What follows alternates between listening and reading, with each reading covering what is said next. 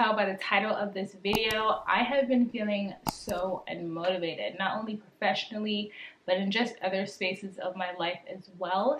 And so I thought I would take you along this journey of me kind of getting out of this rut. I feel like being unmotivated just isn't for me.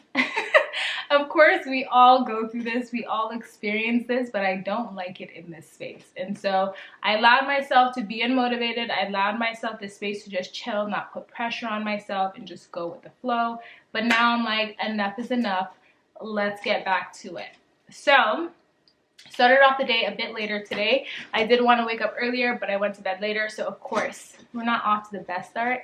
But I don't see clients until 1 o'clock today, so I'm good. Of course, as usual, I start off my day with one of my self-care rituals, which is to make healthy food. I love to fuel my body with healthy food at the beginning of the day. It just helps for a good start of my day. And so I made some oatmeal. I have a recipe on my YouTube channel, actually. It's so bomb. And then I have some clear glow shots and vitamin D in here that I'm going to sip alongside, not sip, I'm going to take as a shot alongside my breakfast. And then I'll come back on here and talk to y'all about my day and what we're going to be doing. It's sure now. Sure now? Yeah. Just hold, I'll see if he's available, okay? Thank you. Thank you. So you may wonder what has contributed to me feeling so unmotivated lately. And I had this conversation with my husband and he's like, babe, you need a project. And he is so right. If you follow me on social media, especially on Instagram, for a while, you know that I'm always trying something new. I'm creating a new event or a new project, or I'm just exploring things. And I have not done that in a really long time. I would say the last time I actually had like a full project that I carried to completion was starting my private practice. And that was over a year ago. I cannot believe it was over a year ago. Time is flying. But that was over a year ago. And since then, I haven't really done anything else that was new, that sparked my interest, and I haven't really been engaging in hobbies. And so comment below if you guys have started a new hobby or have tried a new activity or found something that's interesting to you, or even continue to do something that's interesting to you. Comment below and let me know, help a sister out so I can get some ideas, because I am interested in finding a new hobby or interest of mine that I can partake in on a regular basis. And as a therapist, it's always important to have something going on in your life outside of work. And I have been stagnant in that space. And so I am going to do, the first thing I'm going to do is look for possible things that I'm interested in learning, or even just a new project or hobby, so that I can expand my sense of, I guess, sense of pleasure, and also expand my sense of mastery, because those things of course always make us feel good. The second thing that's contributing to how unmotivated I feel, I think, is the environment that I'm in. I've been working home for the past 2 years, and the only thing that's changed in my environment is either that I'm working upstairs or in my office, or I'm working downstairs, and that's about it. So I was thinking of possibly looking at co-working spaces, or renting out an office space, or just like an office space that I can use either on an hourly basis or like once a month. So I might look into some options, and if I do, I will take y'all along so you can see where you can possibly work from if you want to run your own private practice as well, or the options that are open to you and available to you if you do want to also change up your environment if you're working from home. The final thing that I think is contributing to how I'm feeling is the fact that I need to switch up my routine. So I've had the same morning routine since I last recorded a video for y'all, and now I fully understand why people have like a fall routine and a spring routine and like a summer routine, because it gets so mundane and so boring that, again, you're just unmotivated. Nothing is new. And so I need to create a new morning routine for myself, and that could either incorporate me fully getting dressed up, doing my makeup, all that kind of stuff all the time. It can incorporate me leaving the house to get a cup of Starbucks, and then coming back home and starting something new. It could also be me creating a new breakfast. And so I need to figure out a new routine that supports this desire to not feel as bored anymore. And I think really that's what it all comes down to, is just boredom. With all this free time that I have, I'm not utilizing it in the best way that I can, that keeps me motivated, keeps me going. and it keeps me inspired. The other thing I want to show y'all is one of the projects I work on constantly is like just updating things in my home. Unfortunately, that's not a project that I can do all at once, but we recently painted, and I'm going to show you a feature wall in my home that my husband actually updated for Valentine's Day, and I'm so in love with it. If you follow me on Instagram, you may have already seen this, but I'm so excited to show y'all. If you saw my last home update, I had a dining room tour last summer. We've never filled the frames, and my husband surprised me for Valentine's Day with these photos, and it actually brought me to tears. Let me show y'all. Look at this wall, y'all. Thumbs up. And my husband did a good job. I'm gonna show you guys the photos. So these photos are from our honeymoon. They were taken by a professional photographer out there. This was in the city of love, which is Venice. And I just love the photos that he chose, and the fact that they're all in black and white. So amazing. And Venice, and when we're in Italy, we went to Rome, Venice, and Lake Como. Lake Como was our favorite, but we got some really nice shots here in Venice. These are some photos from our wedding. He really does. He's so gentle, like with this with me. Like he's really the man. I love my husband so much. And then these photos are from Bangkok, specifically in Thailand. We went to Chiang Mai, Bangkok, and Phuket when we were in Thailand years ago. This photo looks so phenomenal in like the color, but we want to keep it black and white, so surprised me with that. And then this again is at Bangkok. I think it's at one of the malls, and Bangkok has one of the most amazing malls I've ever seen. The way they have their design and features, even their bathrooms are legit in Bangkok. So thumbs up if you like this feature wall. And then, as I mentioned, we painted our home white. So the contrast now between the white and black in comparison to the gray and black we had, looks so amazing. So I just finished my group supervision. I do supervision 3 times a month, and I did a client session. And it's always so nice to reflect on either the interventions or the skills that were applied in our therapy sessions and how they've supported my clients or how it may have not worked for my clients. And that provides me with clarity about how we can, of course, move forward. And so I'm going to take a brief break, and then I'm going to work on a case formulation or a case conceptualization. But I want to leave you guys with a great question to ask yourself after each session. I wrote it down, so give me 1 second. Actually, I'll give y'all 2. So, what other information or observation would be helpful for me to understand my client? And what additional interventions, if any, may help my client progress towards healthier choices and actions? And these questions are something that I think is helpful for us to reflect on after each session so that it could better inform our practice. And of course, throughout our work with clients, we're always constantly assessing. We might not be doing it in session with client, but in the back of our minds, we're like thinking, okay, this is what's happening for our client, or this is what's happening for our client. And so by being able to ask yourself these questions and reflect at each session, it really just makes the therapeutic process for you as a therapist a bit easier, and you more informed with what interventions and practices you're going to be applying moving forward. If y'all like for me to share more reflective questions or even ways that can help you with your case conformations, etc., comment below and let me know, and I may do a video on that if there's enough interest.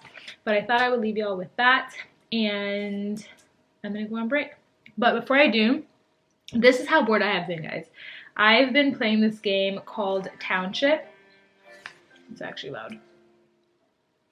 This game called Township, and so I love games that I'm playing where I have projects. Like literally I'm managing so many things. And so in Townships, like I get to build my own community. I don't want to say it's similar to Sims, because like you're also a farmer, you're building crops, all that kind of stuff. But I'm enjoying playing this game on my iPad, and this is kind of what I do in between my breaks now. When I have some downtime, I'll play for like a few minutes and then get into my case notes. Oh my god, speaking of case notes, y'all, I finally found a or created a template that I find is just way easier to follow, a format to follow. And so I actually enjoy doing my case. I don't want to say I enjoy doing my case notes, but I don't dislike it as much as I once did. And so I've been able to be on top of my case notes like daily after each session, writing out my case notes, getting them done, getting them out of the way. And so that's really helped. So I encourage y'all, if you are writing case notes, because when I was working at an agency, the way they wrote case notes was very different, and I had to unlearn that way of writing case notes for my own private practice. Again, I have to follow the guidelines of my regulatory body, but I encourage you to have a template that you follow when writing your case notes, because it makes it so much easier that you can just input information depending on your template, as opposed to you just freehanding a whole bunch of things over and over and over again. So that's my little tip there. Honestly, I feel like my videos are so boring because all I do is kind of sit, talk to you guys about my day, because that's the capacity of what I can do given my role. But this is really the life of a therapist, or at least my life as a therapist, working from home in my own private practice. And so I'm hoping that you guys are gaining information and knowledge and strategies from my videos. But this is what life is like, okay? So right now, before in my next few sessions, I am going to be reading a chapter out of a book. The book is called Cognitive Behavioral Therapy with Adults, A Guide to Empirically Informed Assessment and Intervention. And this chapter is about social anxiety disorder. And the reason why I'm reading about this is because when we have assessments or intakes with clients, when we have consultations with potentially new clients, they say, hey, this is my goal in therapy and this is kind of what I'm presenting with. But when you actually have a few sessions, you're like, oh, there's this piece as well, or this is something that the client didn't even recognize impacts their ability to actually fix what they want to come into therapy and work on. And so something that's been coming up a lot is social anxiety. And that's also been heightened because of the climate that we're currently in. A lot of people are still working from home. A lot of people are being more introverted and are not connecting with people as much. And so like they get really anxious going into social settings. And so this chapter is something that I'm gonna just review. It was actually a chapter given to me when I was in my graduate program. And so something that I love about certain articles or chapters is when they give you a case study. And it's really helpful for me in particular when I have a case study and can review a case study, because it's like, oh, I can see similarities with my clients, and hey, this might be a helpful strategy or technique that I can also apply with my clients. And so this case study, it goes over different strategies and techniques, the structure of the sessions. It goes over what termination would look like, what exposure opportunities would look like for this particular client's case. And so I encourage you, if you are trying to improve yourself as a clinician, therapist, social worker, whatever it is that you're in, reading articles or even getting input from other case studies is a very insightful, informative way of learning. The other thing I want to talk to you about is what I've been reading. So I love to read. I've been reading a lot more fiction books, because it just allows me to, again, escape from work, have something where my creative juices can be flowing. And so I've been reading a lot of Colleen Hoover books since the end of December. I feel I've been like on an average of 1 book a week. And so I absolutely love Colleen Hoover books. As of recently, I just found out about her at the end of last year. And since, again, getting my iPad, I've been doing everything on here. I've been reading articles for work on here. I've been reading chapters for work. I've been reading books on here instead of buying actual physical books. But anyways, the books that I've been reading from Colleen Hoover, comment below if y'all read any books from Colleen Hoover and what book has been your favorite or your least favorite. So the books that I've read thus far for this year are Reminders of Him by Colleen Hoover, Ugly Love by Colleen Hoover, Verity by Colleen Hoover, and I feel like there was one more. Oh, It Ends With Us. I read that at the end of December. That's by Colleen Hoover. So 4 books by her, and I've loved every single book. Verity was more of like a thriller, and I can't deal with suspense. Like, I just don't have the heart for it. I don't have the build for it, but it was like a subtle type of thriller. I don't know if I'll ever read another thriller book because honestly at night I just like, bruh, like, is someone going to creep into my house or not? So I don't like being psyched out like that. Other than that, I love like rom-com kind of books or romance type stuff. So Colleen Hoover, she does it for me. Like, she's one of my new favorite authors, I would say. And then I'm currently reading this book called Black Girls Must Die Exhausted. You guys can't really see it, but I'll show it on the screen here. I'm reading it for a book club. I decided, again, because I've been feeling unmotivated, to join a book club that's online to connect with other individuals who are interested in reading, and I thought this book would be an interesting topic to join on. So I'm going to join a book club and get some juices flowing in that way. And another book I've been reading, or I read, is called Educated by Tara Westover. I decided to pick up a physical book and give my eyes a break from being on the computer all day or an iPad all day, getting so much screen time. And this book honestly starts off so slowly, but it is such a phenomenal book. It's so insightful. It's a memoir, and it's honestly just so interesting to see how other people live and to see the trials and tribulations that people experience and how they overcome things. And the way that she writes, it's so well written and it's like emotionally gripping. And honestly, I just feel after reading this book, I am more interested in reading more memoirs. This was a really good one that I highly recommend if you are interested in memoirs or if you want to explore that genre of books. I would like for y'all to help us sister out because I do want to take a break from reading Colleen Hoover books. Comment below, and even if it is a Colleen Hoover book that you have a suggestion for, comment below and let me know any suggestions for books that I should read. And all of us could kind of even read in the comments what options there are so we all could kind of get ideas from each other. That would be very helpful and, you know, just help the community out. So that's kind of what I've been reading, and I just wanted to touch base on that. If you like to see my updates about books I've been reading, comment below and let me know because I can include that sporadically in my videos more often. But other than that, for the rest of the day, honestly, I have a few more sessions. So I'm going to go in session, and then after that, I'm just going to chill out with my husband, and then I go to bed. So I'm going to wrap up the video here. I hope you all are having a great day, and I will catch y'all in my next video. Bye.